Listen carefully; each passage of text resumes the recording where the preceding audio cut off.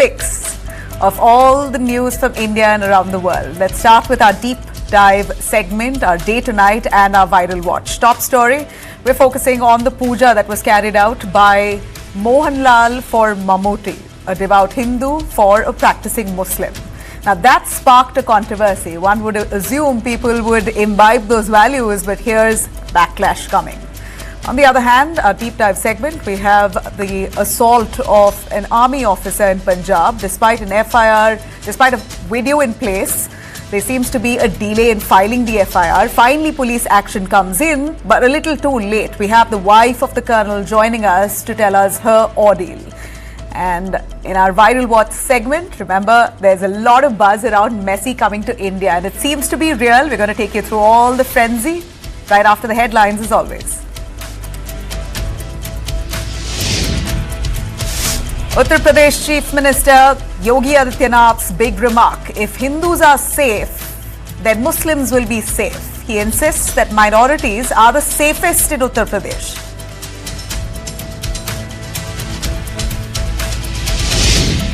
Kunal Kamra in another controversy. T-Series issues a copyright notice against his parody video.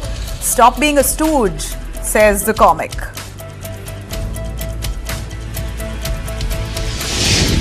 Supreme Court stays Allahabad High Court's ruling on a minor assault case. Says its stand that breast grabbing and pajama pulling does not amount to rape. This the Supreme Court calls as shameful, insensitive and inhuman. Puts the order on hold.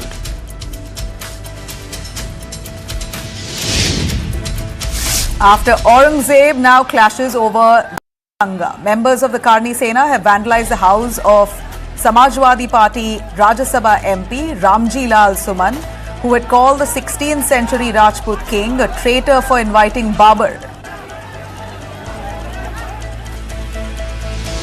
BJP crackdown on indiscipline in Karnataka. Yatnal gets the boot. Motormouth MLA is expelled from the party. He says, "This is the punishment I get for calling spade a spade." Yatnal's response. Prime Minister Modi will turn his focus to Tamil Nadu, is what we hear. This Ram Navami, he is scheduled to inaugurate the new Pamban Bridge that's connecting Rameswaram on 6th of April. That's the day to keep your eyes on. Karnataka to receive heavy rainfall. Alert being sounded by the IMD. In fact, hailstorm could likely be your way.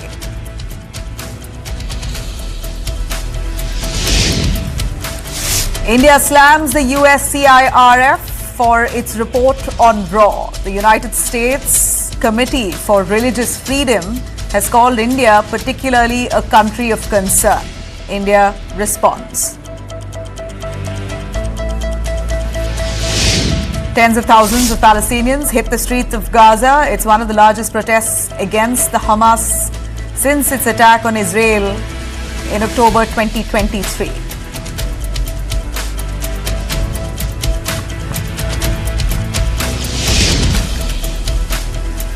All right, I'm starting the day tonight today with a very important story that I felt should be the one I should lead with. And a story of two superstars, Mohanlal and Mammootty. Ideally should have been heartwarming. Unfortunately, has turned into an unneeded controversy. So a heartfelt gesture between two of Malayalam superstars has snowballed into this controversy. I'm going to really explain that for you. When I did read about Mohanlal, who's a devout Hindu, praying at the Sabarimala for his very dear friend, Mammootty, who's a practicing Muslim, there were unofficial reports that came in that Mammootty is unwell. In fact, some suggesting that he could have cancer too. But of course, his team has denied it, saying that he's going to be back to shoot right after Ramzan. Nonetheless, Mohanlal decided to pray for him at the Sabarimala temple. It was just seen as a very sincere gesture for a friend doing what he should do for another friend. This is truly the moment that reflects India's Ganga Jamuna Tehzeeb. But even before that sentiment could fully sink in, controversy is now reared in the most unexpected way. Here's what happened. On March 18th, Mohanlal visited the Sabarimala temple, performed a special Usha puja for Mammootty. The receipt of that puja offering soon surfaced online, and that leaked document had Mammootty's name mentioned on it. Mammootty's birth name that had Muhammad Kutti, that was very clearly mentioned on it, which eventually led to backlash from several quarters, critiques questioning whether it was appropriate for a Hindu ritual to be conducted on a Muslim. What truly escalated matters here was a comment from journalist and political analyst O. Abdullah, who labelled Mohanlal's gesture for Mammootty as great crime against Islam. In an audio message, Abdullah says that this is not right, this does not happen in Islam, and Mohanlal should apologize, and Mammootty should come out and clarify his stance, whether he appreciates something like this. Awful.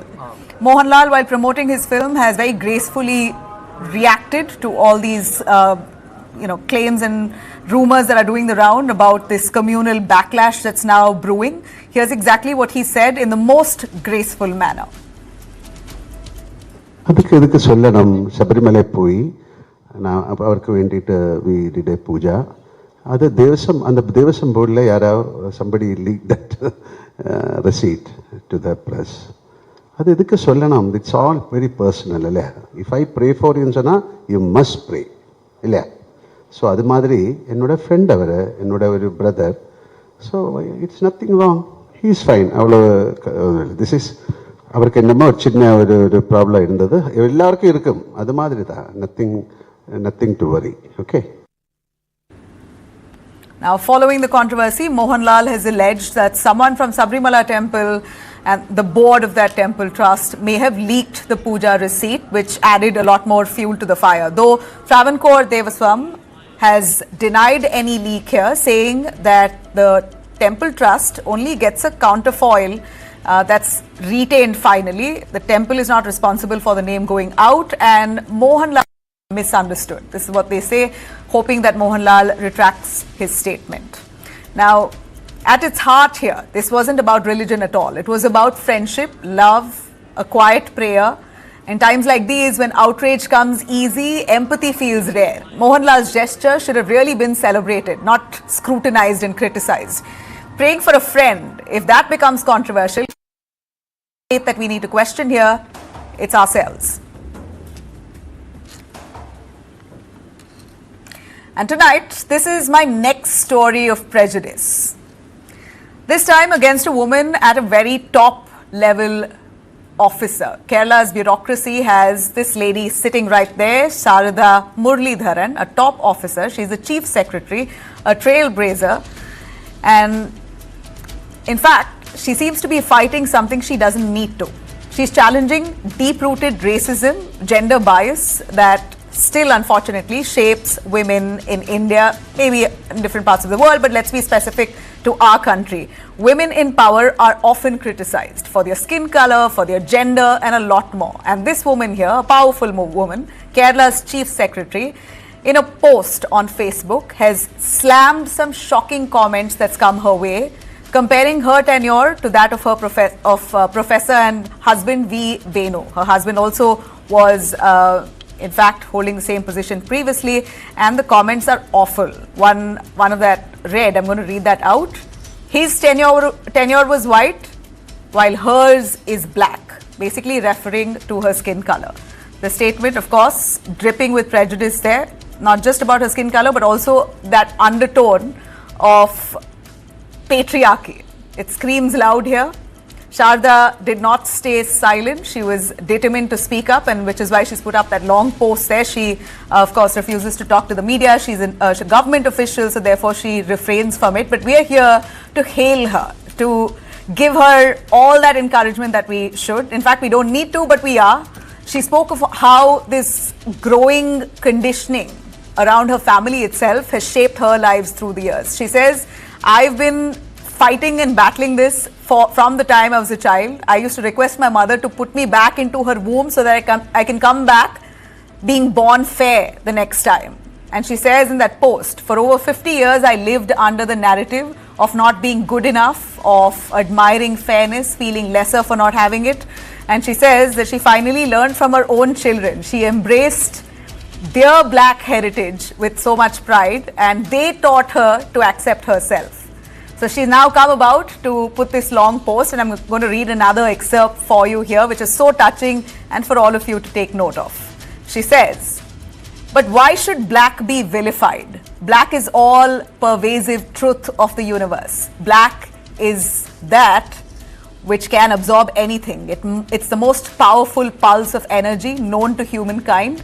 It's the color that works on everyone, the dress code for office, the luster for evening wear, the essence for kajal, the promise of rain."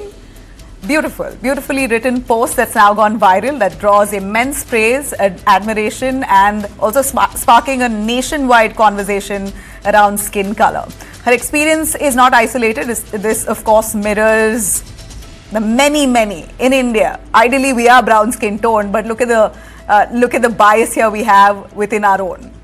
In fact, women in power particularly are targeted, not just for their skin color, but for their gender. This woman raises her head and she's being outrightly clear here. And this is the kind of leadership we are hoping to look forward to, the one with clarity and not about color. It was a comment that was made perhaps from a sense of or from a position of humor. But the thing is, behind the humor, there is a entire value connotation, and the connotation is that because it was black, it is not good. That there was something wrong with it. The reason that you brought that black in is because my skin is dark, on the one hand, and then it goes beyond that to imply that that blackness is not good quality. Both of these are actually cultural constructs that need to be challenged. All right, let me cut to our Tamil Nadu story with the AIADMK and the BJP all likely set to come back into an alliance. Now, this is of course rumors that's triggered a surprising meeting that happened in Delhi between the AIADMK General Secretary Edappadi Palaniswamy and Union Home Minister Amit Shah has sparked fresh buzz about a possible BJP-AIADMK reunion right ahead of the 2026 summit polls. While EPS insists that the meeting was about public concerns like the Tasmac liquor scam, women's safety, drug menace and Manrega funds, political subtext of course is hard for us to miss here. He denies it, but it's quite evident. EPS is keen to reclaim relevance and position himself as the Chief Minister face. But will the BJP, especially its fiery state, play second fiddle? That's the big question here. Sources say that EPS has laid down key conditions for returning to the NDA. He must lead the alliance in Tamil Nadu. A high-powered coordination panel must be formed, one that outranks Annamalai. The BJP must sever ties with AIADMK rebels like TTV Dinakaran and O Pannirselvam. So these are more or less the conditions we hear he's being placed. Nothing has come out official, but these are reports coming from our trusted sources. Now, it's noteworthy to have a look here of how Annamalai was the one who carried out unrelenting attacks at the AIADMK leaders, and that was what led to that alliance breakup in 2023. And Annamalai is literally the BJP's front man. But it seems like the two parties are trying to reconcile. Political math is quite clear. For BJP to grow in Tamil Nadu, AIADMK is a necessary ally. Sources do indicate Amit Shah has given a green light in principle for this alliance. The finer details yet to be worked out. Now in Karnataka, it seems like the BJP is serious. No comments that are made against the party will be encouraged. So a day after, 5 of the Karnataka BJP leaders have sent show cause notice for speaking against the party. Here you have the biggest rebel of them all, BJP MLA Basangad Yatnal, who's been suspended or expelled rather from the party for 6 years. This is a major crackdown on dissent. The BJP has expelled MLA Basangada Patil Yatnal for 6 years for indiscipline. Central leadership of the party has consistently, they claim that he's consistently defied the party line. Despite repeated warnings and assurances, he's still continues to shame the party publicly. So therefore, he's been removed now from all party positions. Remember, Yatnal has been openly targeting the BJP state president B.Y. Vijendra and veteran leader B.S. Yediyurappa. Basically, he's constantly called out dynasty politics within the BJP. And here is Yatnal who says, well, I got axed for calling a spade a spade. Basically says that because I raised questions on dynasty politics within the party, this is the punishment I get. Yatnal has responded in that quote on his X platform. That's what he says. The party has rewarded me for calling a spade a spade. Certain vested interests have played their part in furthering their agenda successfully. The decision to suspend me will not deter my fight against corruption, family politics, development of North Karnataka and Hindutva. I will continue to serve my people with the same vigor and tenacity. Yatnal's response there. B.Y. Vijendra, who Yatnal claims to be the man behind this, he says in his X platform, calling this expulsion of Yatnal as inevitable. Vijendra has posted on his platform, says this was bound to happen.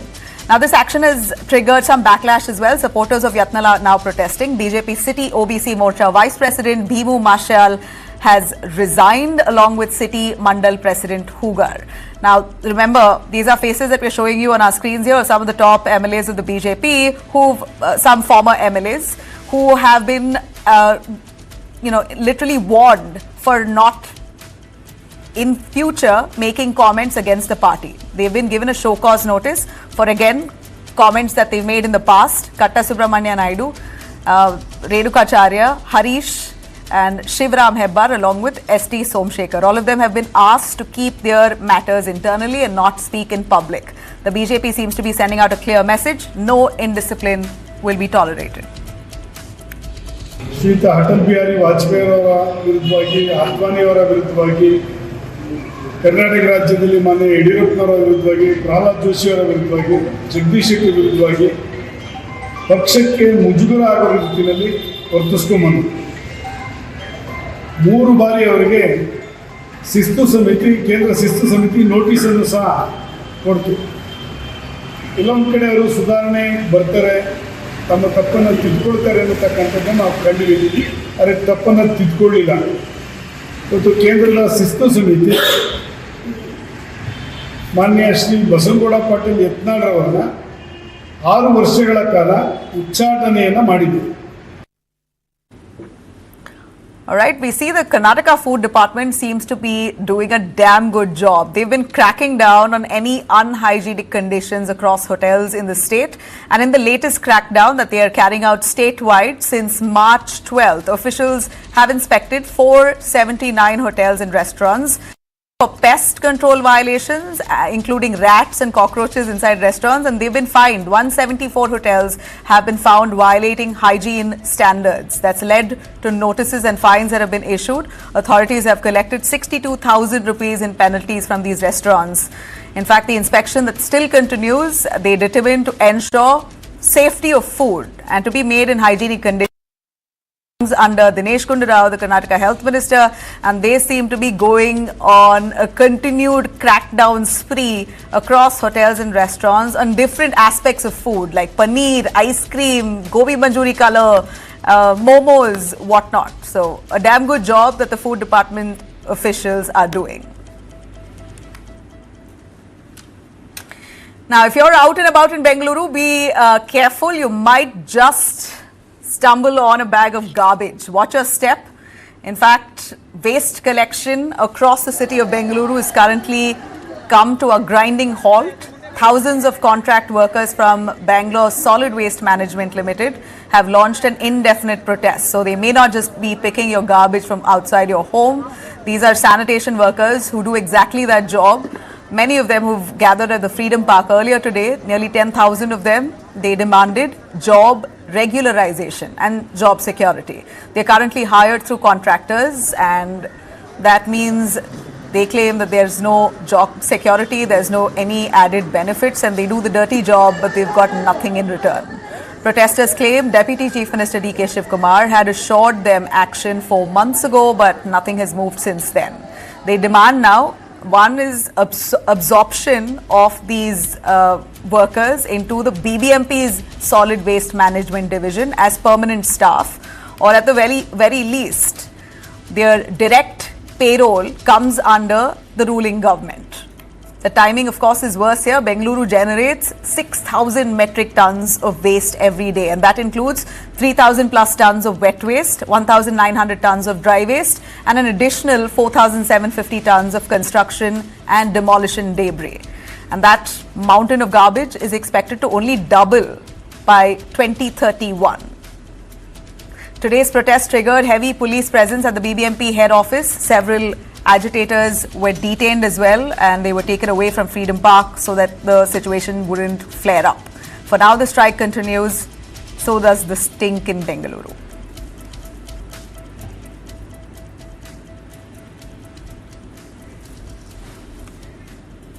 The garbage crisis of Bengaluru is going to heat up in the coming days because the Paura Karmikaras and their leaders have decided to protest. The reason why they are protesting is because they say that they have not been provided with proper jobs. These are the people who make sure that the city is clean from your houses. If the garbage is picked up, it's picked up by the Paura Karmikaras over here, and their demand is that there should be given proper jobs. There should be given proper sanitation equipments, and salaries also should be made sure are to the par where they are able to take care of their family. They have decided to make sure that they protest again. So from tomorrow onwards, they will be protesting, and they want that the budget session should not be initiated for the BBMP till their issue is solved.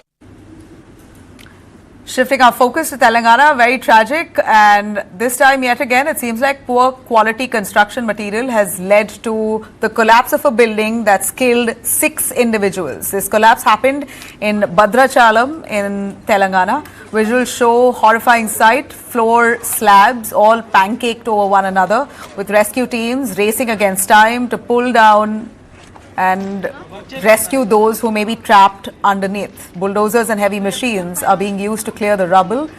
Questions already piling. Who approved this structure in the first place? If this was poor quality construction, what were the officials who were carrying out audits doing? Where are their quality checks? In fact, these officers are equally responsible as much as the builder himself. Accountability must be put in place, and hopefully a precedence is set. But that's very tragic. 6 people have died. Let's just hope authorities are able to pull out those bodies through that debris in time. The families are aggrieved.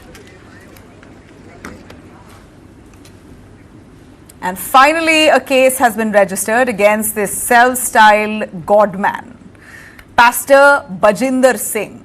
He was caught on camera almost beating up and throwing books and whatnot at his own employees. He was seen assaulting a woman and a man. In fact, the CCTV footage is damning. He's seen throwing papers. That's the image there, where he's seen brazenly throwing papers, slapping the woman, and that woman's child who's on her lap literally watching him.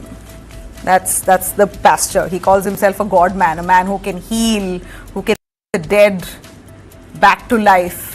This is the man who's got scores of followers. Shocking that cops waited this long to file a case. After massive outrage, a case has finally been filed, and that girl, 35-year-old woman, has finally lodged a complaint with the SSP police. Now, they've registered a case under several sections of the BNS. Let's have a look what she has to.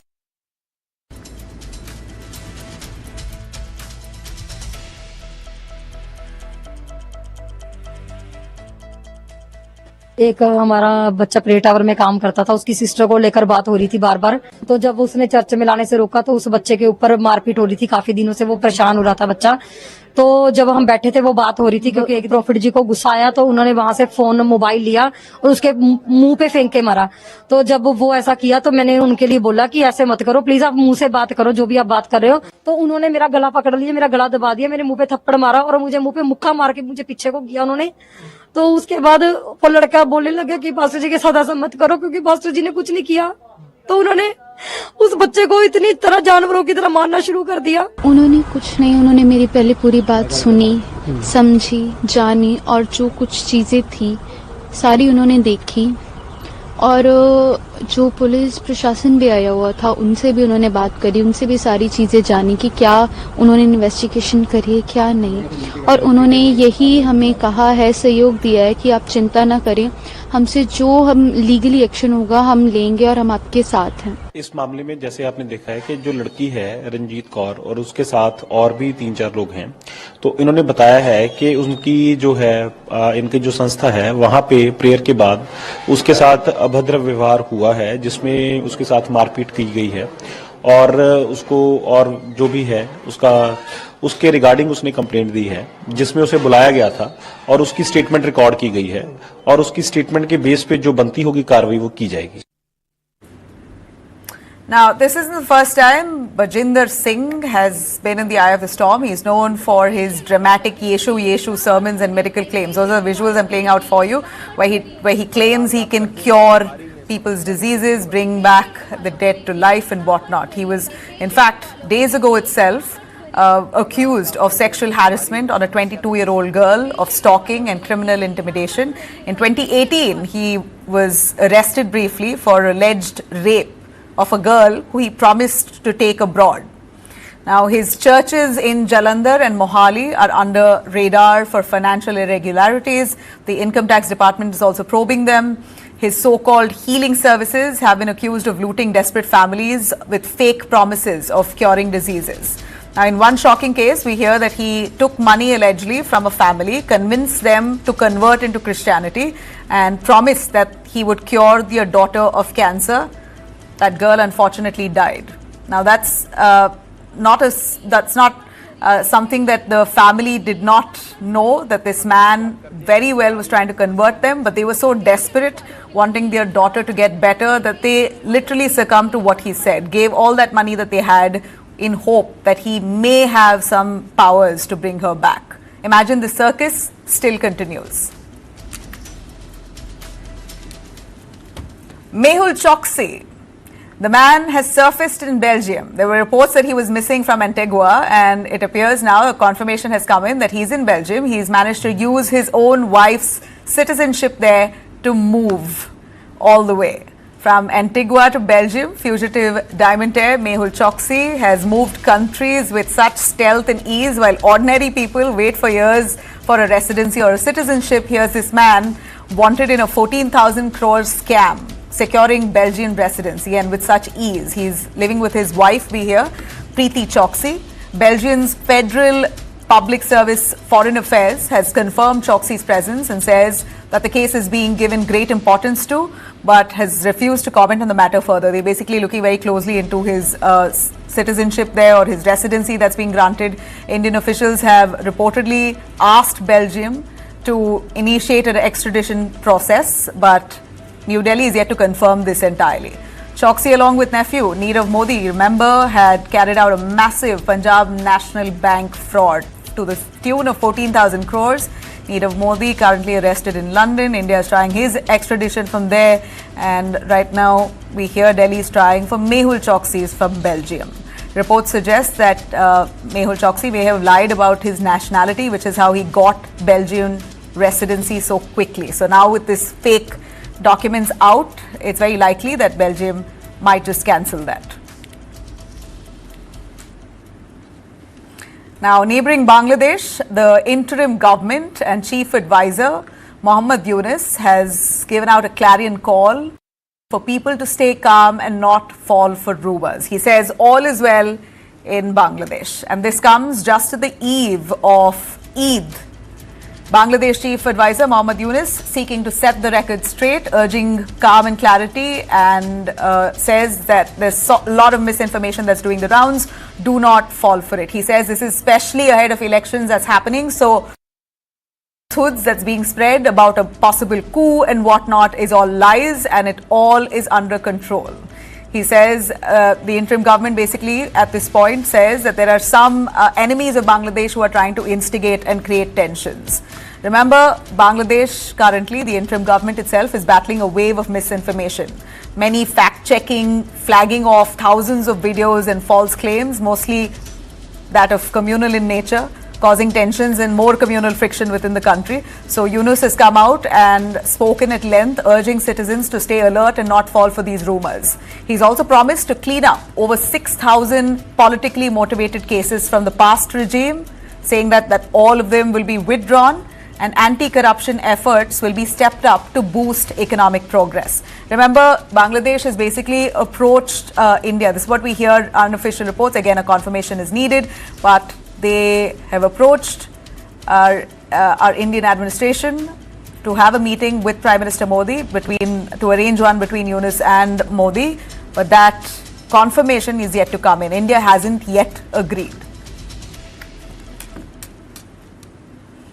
Now, finally, it seems like US has played the peacemaker between Russia and Ukraine.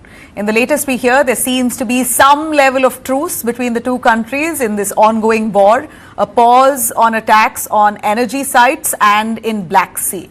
As part of the deal, Washington will push to ease some sanctions on Moscow as well. So it seems like things are slightly calming. Let's have a look. The United States reached deals on Tuesday with Ukraine and Russia to pause attacks in the Black Sea and against energy facilities. The U.S. agreement with Russia goes further than the deal with Ukraine, as the Trump administration agreed to help seek the lifting of international sanctions on Russia, something Vladimir Putin has long sought. The separate agreements are the first formal commitments by the warring side since the inauguration of Donald Trump. We are making a lot of progress. Trump is pushing for an end to the war and also a reconciliation with Moscow that has alarmed Kyiv and European countries. We're in deep discussions with Russia and Ukraine, and I would say it's going well, but it's a situation we should have never had to even think about.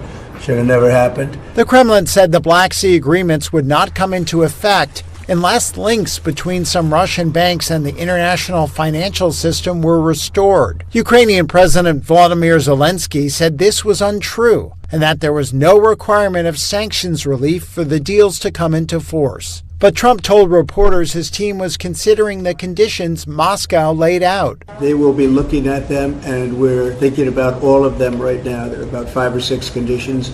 We're looking at all of them. Kyiv and Moscow both said they would rely on Washington to enforce the deals, while expressing skepticism that the other side would abide by them. Here's Zelensky.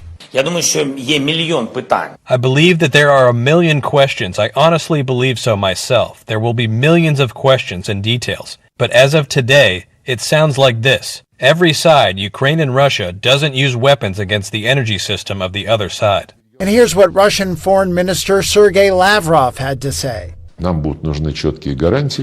We will need clear guarantees.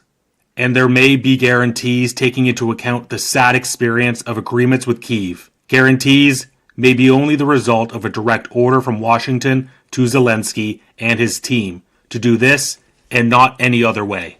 Zelensky said the truce agreements would take effect immediately and that if Russia violated them, he would ask Trump to impose additional sanctions on Moscow and provide more weapons for Ukraine. The Kremlin said the pause in attacks on energy would last for 30 days from March 18th, when Putin first discussed it with Trump. Ukraine had said last week that it would accept such a pause only after a formal agreement. All right, on that note, we're slipping into a short break. Coming back on the other side, our deep dive top story on the Indian government now pushing for more powers for the income tax authorities to get into your digital devices. We're going to take you through that income tax bill of 2025 that's being defended by Finance Minister Nirmala Sitharaman on the other side.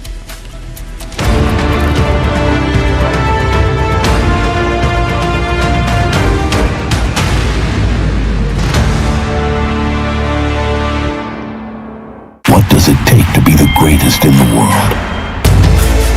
There is one thing which truly sets you apart. Your inner strength. Sodium TMT Reebok, true inner strength. 2.5 lakh strong legacy and counting. Join the big league with the XUV 700 with celebratory offers up to ₹75,000. ಬಗ್ಗೆ ಏನು ಯೋಚಿಸಬೇಡಿ. ಪ್ರತಿ ತಿಂಗಳು ನಾನು Kapil chits ನಲ್ಲಿ ದುಡ್ಡು ಕೂಡಿಟ್ಟಿದ್ದೀನಿ. ಆ ದುಡ್ಡಿಂದ ನೀವು ನಿಮ್ ಕನಸನ್ನ ಈಡೇರಿಸಬಹುದು. ಕಪಿಲ್ ಚಿಟ್ಸ್ ಇಂದ ನಿಮ್ಮ ಕನಸುಗಳಿಗೆ ಸಾಕಾರ.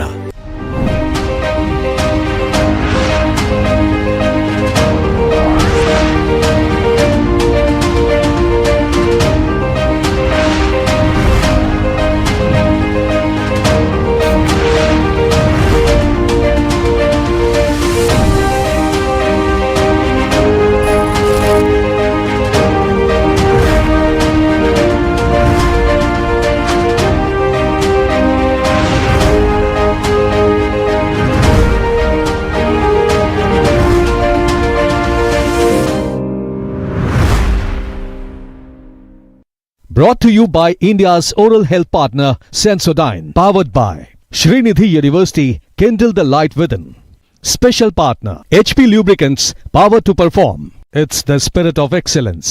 Prabhu ji mithai ho ya namkeen, bas mauka chahiye ji. Tata Intra Gold Pickups success ka mantra. State partner Uttarakhand Government.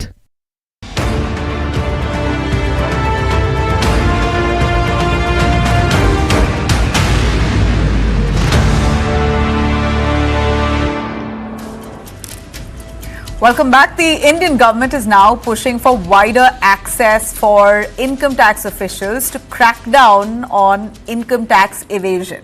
So the income tax bill of 2025, the new bill that the government is proposing in the parliament, Finance Minister Nirmala Sitharaman was seen defending the bill, revealing how encrypted WhatsApp messages has helped the government uncover nearly 200 crores in crypto-linked tax evasion.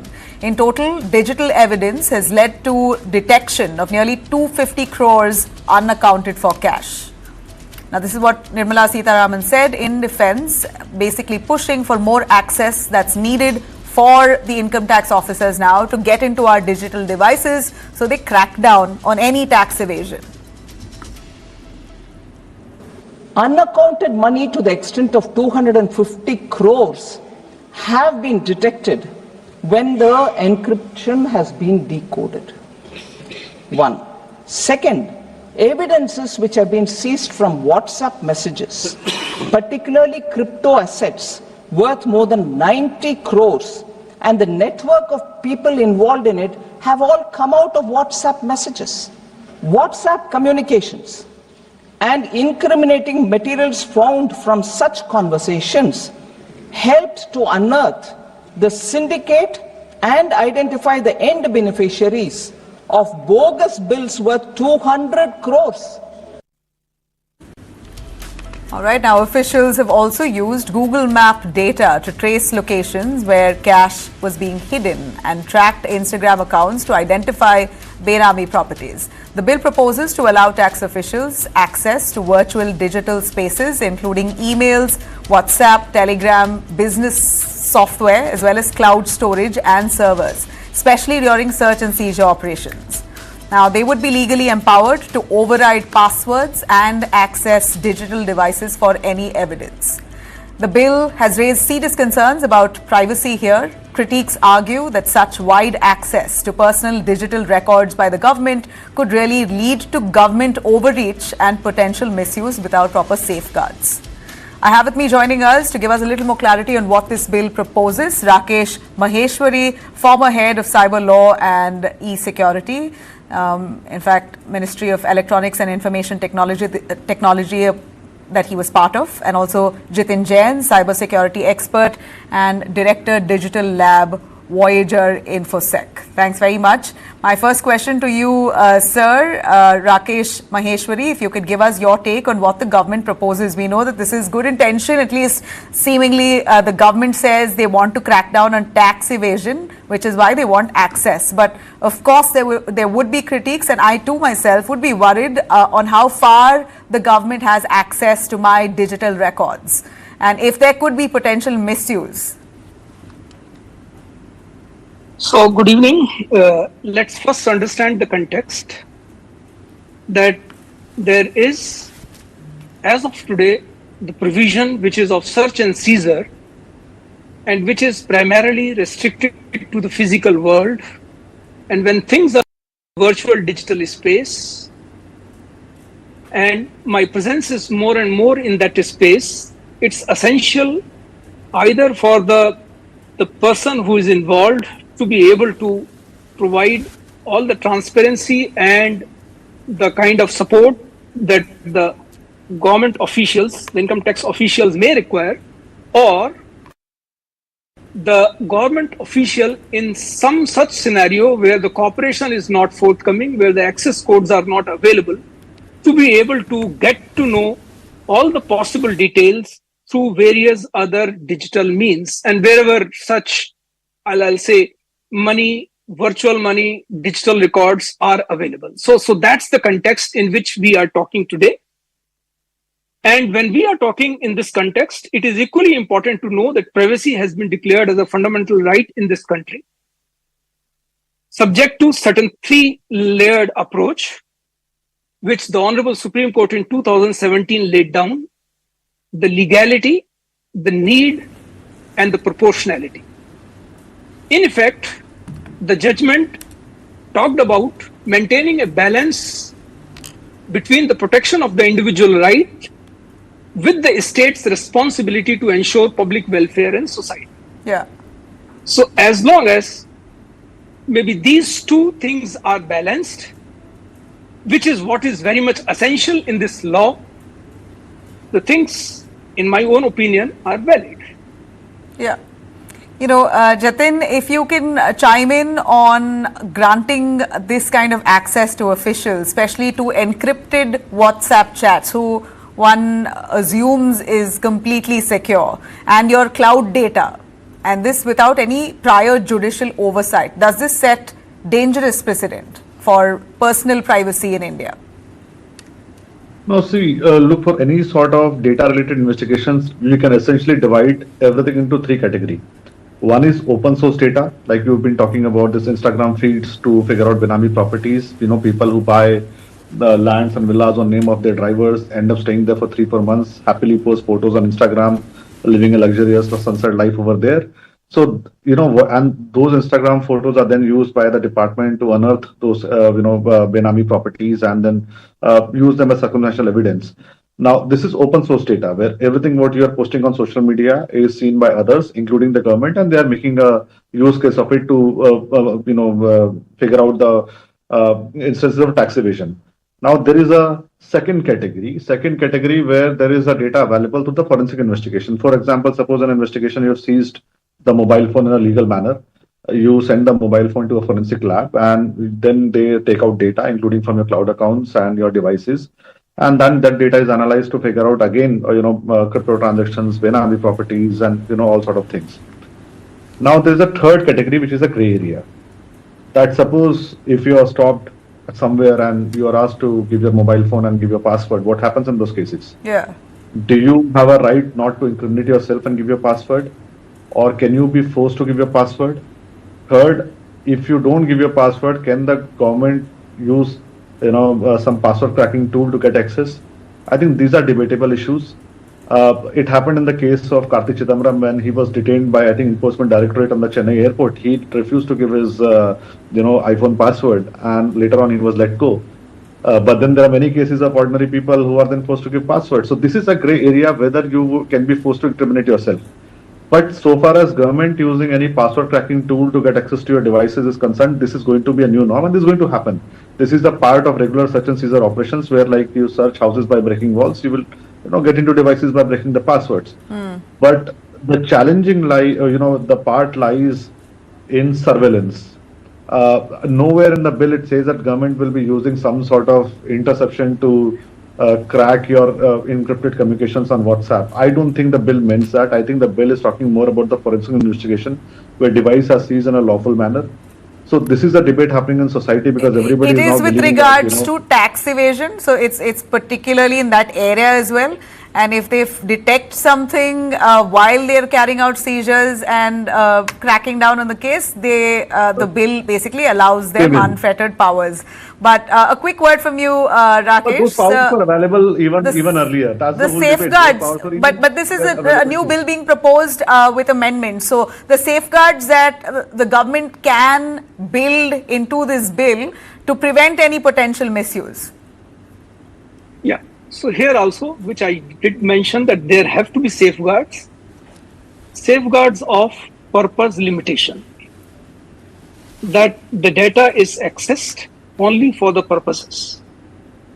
Safeguard of storing only what really required to be stored, because once you are getting into or trying to get into the virtual space, it's not just about the person, it's also about everybody who is connected with the person. So there can be privacy, I'll say, implications. And for that reason, one, the purpose limitation.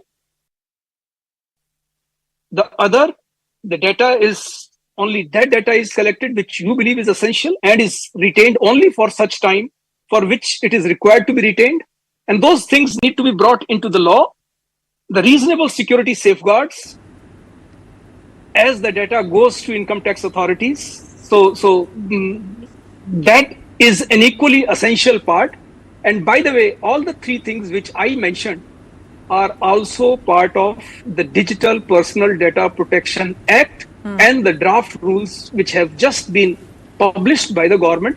So I believe such safeguards, either through the DPDP Act and preferably through this income tax bill itself, should be brought in. Okay. Jatin, a final word, three points for the common man to take note of. Should we not be worried at all? And what could we do in case of an episode or an encounter? No, I could not agree. I fully agree with Rakesh Maheshwari. He has very beautifully put out the safeguards in a very, elaborate manner. So I think but the debate is, are those safeguards there in the bill? No, but you see any other digital bill in India, there are no safeguards. So in a country like India, where there is an allegations by every party in power and opposition about the misuse of agency, and in an era where we lack any judicial or parliamentary oversight our intelligence agencies, this is not the case of this income tax bill. There's a larger debate whether our agency should be under parliamentary judicial oversight. So that is the larger issue, and I fully agree. Apart from purpose limitation, you see, we have seen two great cases in the last 2 years. Sushant Rajput case, you start a murder investigation and then you open up a Pandora box of drug-related issues because Riha Chakrabarti had some messages with her brother about some other things, illegal substances, and you open a new Pandora box altogether. What happens to the purpose limitation in those cases? Arnab Goswami's case, you start this advertising related investigation and then you figure out those messages about he talking something about Mr. Jaitley, and then you use it in all media for political purposes. Right. What happens to that? So I think there has to be accountability on part of agencies also, that once the purpose of a particular investigation is served, any other data leakage then has to be held accountable on the agency. Very well said, both of you. Thank you. Really appreciate your time joining us and letting us know what are the potential dangers. Thanks very much. Thank you. All right, shifting my focus here to the brutal assault on an army officer in Punjab. Growing calls for justice. This has sparked outrage and deep emotions across the country. In fact, protests by retired armed forces personnel and civilians continue nationwide. They demand justice for Colonel Pushpinder Bath. The incident took place on the intervening night of March 13th and 14th in Patiala. Colonel Bath, who holds a sensitive post under the Cabinet Secretariat Government of India, was allegedly attacked by the Punjab police personnel, reportedly in plain clothes, after they asked him to move his car so that they could park theirs. When he objected to their tone, he and his son were beaten, and the family claims that these were Punjab police in ordinary clothes. CCTV footage capturing that incident also surfaced. The colonel sustained a broken arm, his son suffered a head injury, and his complaint.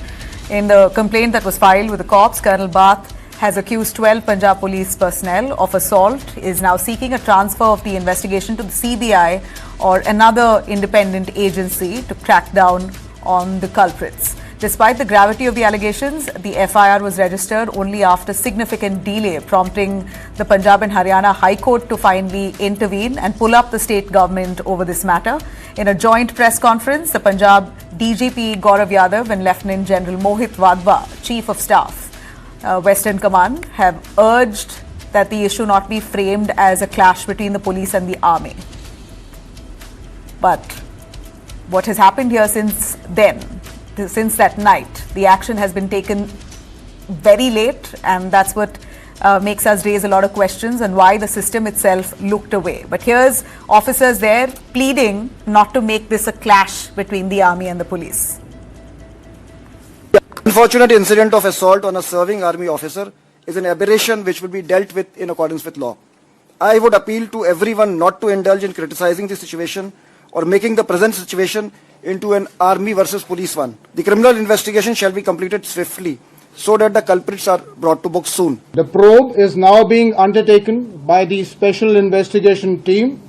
The guilty police should be punished in a timely and an exemplary manner so that the incident does not vitiate the atmosphere and affect the long-cherished bonhomie between the civil administration and Punjab police with the serving and retired army personnel.